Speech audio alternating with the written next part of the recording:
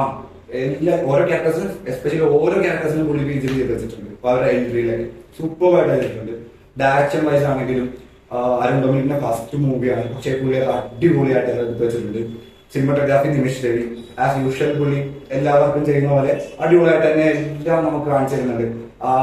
ആ ഒരു യൂണിവേഴ്സ്, ആ ലോക പടം എങ്ങനെയാണ് കൊണ്ടുപോകണമെന്ന് പുള്ളി അടിപൊളിയായിട്ട് ചെയ്ത് വെച്ചിട്ടുണ്ട്.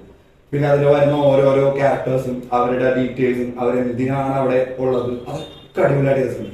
ഒരു എന്താ പറയാ, സ്പോയിലർ ആവില്ല, പക്ഷേ സൂപ്പർ ഹീറോ മൂവി എന്നുള്ളത് ഉപരി നല്ലൊരു റൈറ്റിംഗിലാണ് ആ കഥ പോയിരുന്നത്. അതുപോലെ തന്നെ ഒരു പെൺകുട്ടി ആക്ട്രസിനെ വെച്ചാണ് ഓ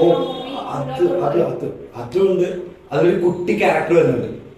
ആ കൊച്ചിന്റെ പേരെന്താന്ന് നോക്കിയിട്ടാണില്ല, പക്ഷെ പുള്ളിക്കാരത്തി അടിപൊളിയായിട്ട് കുറച്ച് സീനേ ഉള്ളെങ്കിലും നല്ല അടിപൊളിയായിട്ട് പുള്ളിക്കാരത്തി ആക്ട് ചെയ്തിട്ടുണ്ട്. ആ കുറച്ച് സീനിലെ സ്റ്റണ്ട് സീൻസ് പോലും ആ കുഞ്ഞ് അടിപൊളിയായിട്ട് ചെയ്ത് വെച്ചിട്ടുണ്ട്.